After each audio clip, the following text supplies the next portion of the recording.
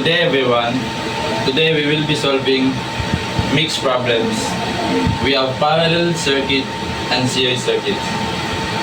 We have R1 which is 7 ohms, R2 54 ohms, R3 70 ohms and R4 63 ohms. First, we need to solve for parallel first.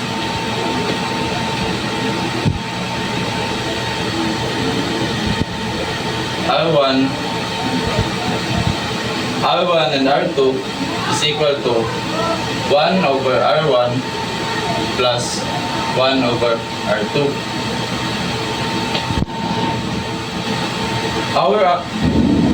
Our R1 here is 7, so 1 over 7 plus R2 is 54, 1 over 54. And our R12 is equal to 1 over 7 plus 1 over 54 is equal to 0.16 ohms. Next, we have another parallel, R3 and R4. To solve R3 and R4, R3, 4 is equal to 1 over R3 plus 1 over R4. Our R3 here is 70 ohms, so 1 over 70 plus 1 over 63. And our R3 and R4 is equal to 0.033 ohms. And now we have R12 and R34. We will plug in the values of R12 and R34.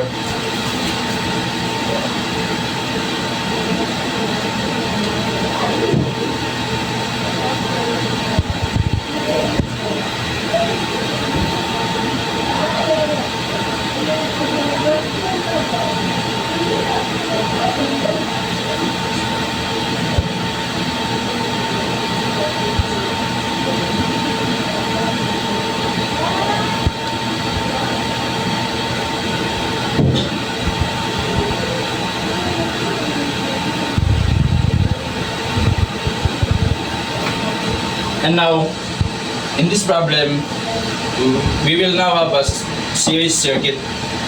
And to solve for series circuit, the formula for series circuit is R12 plus R34. So R1234 is equal to R12 plus R34. R12 is 0.16 plus R34 is 0.033. Our R1234 is 0.193 ohms.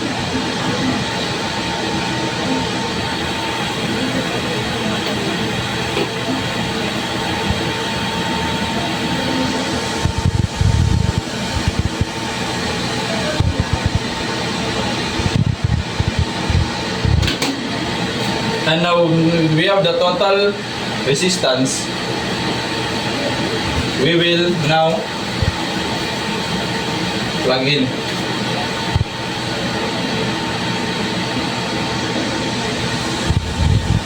R1, 2, 3 and 4 is 0.193 ohms. To solve for total current, our formula for total current is V over R.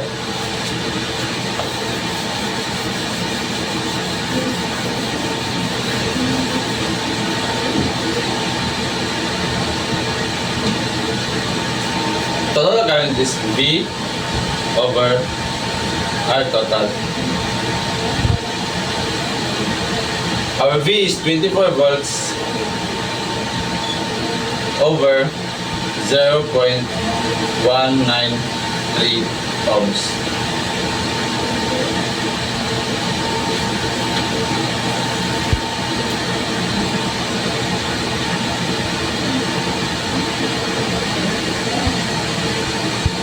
And our current total is 124.35 amperes.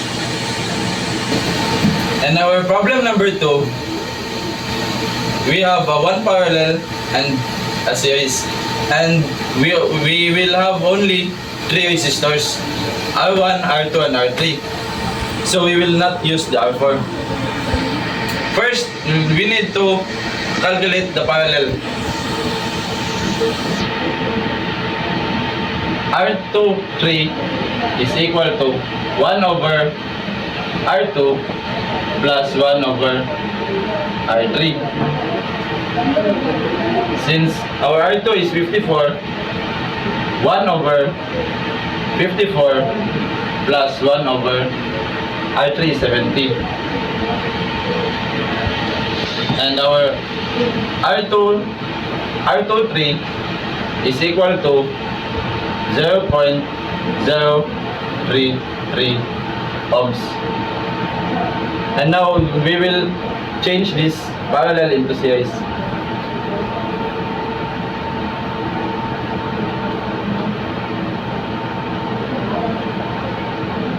R23. Now, this is a series.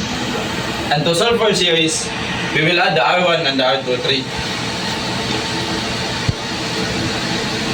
R123 is equal to R1 plus R23.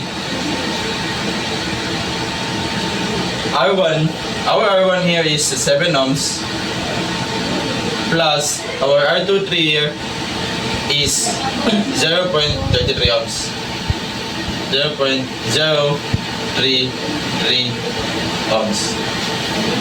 And our R123 is equal to 7.033 ohms.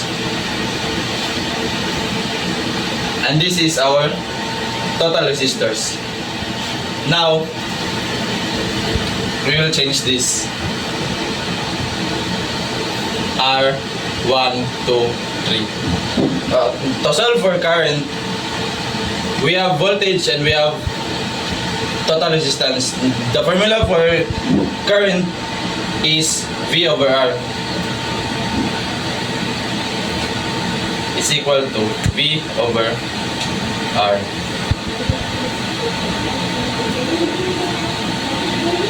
Our volts is 60 and our R is 7.033. 60 volts over 7.033 ohms. And I total is 8.53 amperes. A few moments later. And for our third problem, we have 300 volts and 4 resistors. First, we need to solve the R1 and R2, which is in series.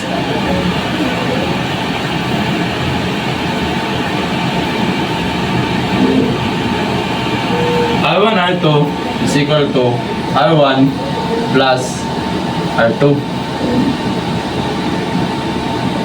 Our R1 is 7 ohms plus our R2 is 54 ohms. And our R1 R2 is 61 ohms. And now we'll change this.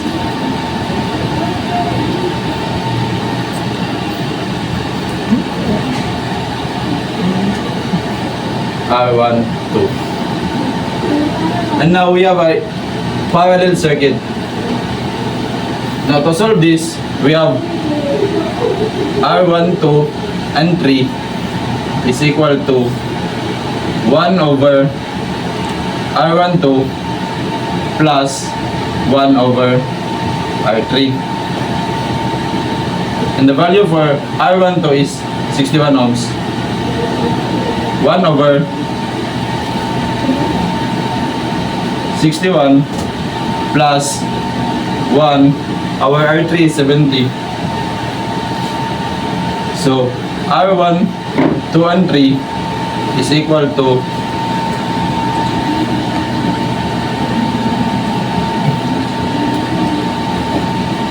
0.03 ohms. And now we will change this into series. R1, 2, and 3. Now to solve this, R1 and R1, 2, 3 and R4 is a series. So to solve R1, 2, 3, 4 is equal to R1, 2, 3 plus R4. R1, 2, 3 is 0.03 ohms plus our R4 is 63 ohms. And the total resistors from R1, 2, and 3 and 4 is 63.03 ohms.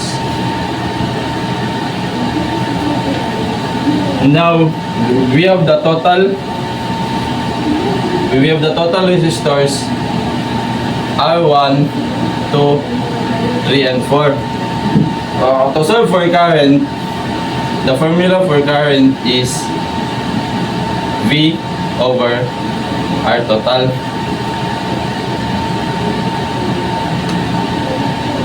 And our V is 300 ohms.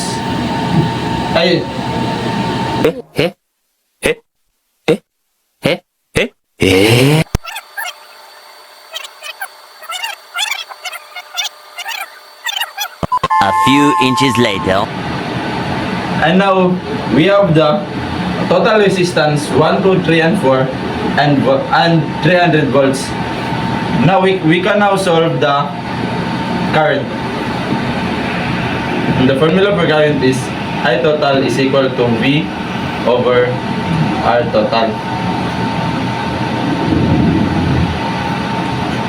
Our V is 300 volts over our R total is 63.03.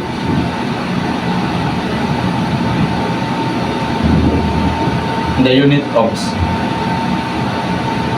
And our I total is 300 over 63.03, which is 4.76 amps.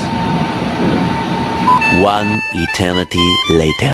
And on to our last problem, we have only 3 resistors.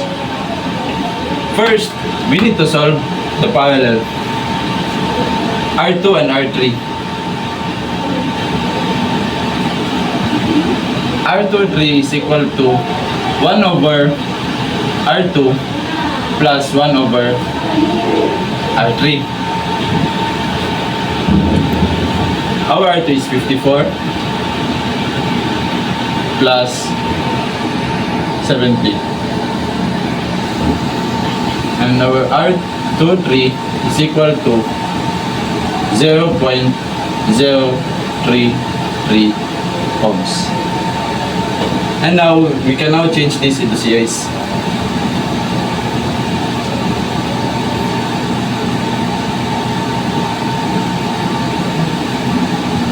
R2, 3. And now we have a series.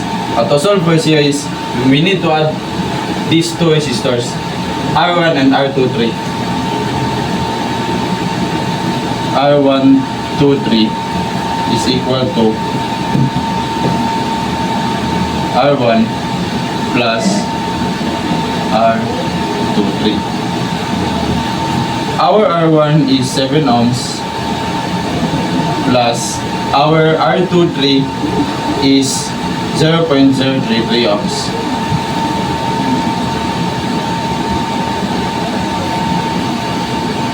And our R123 is equal to 7.033 ohms.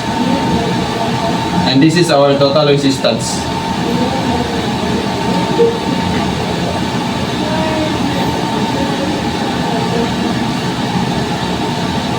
R1, 2, 3. And now, we can solve the total current. And the formula for total current is V over R total. Our V is 30 volts over our R total is 7.033. 7.033 ohms.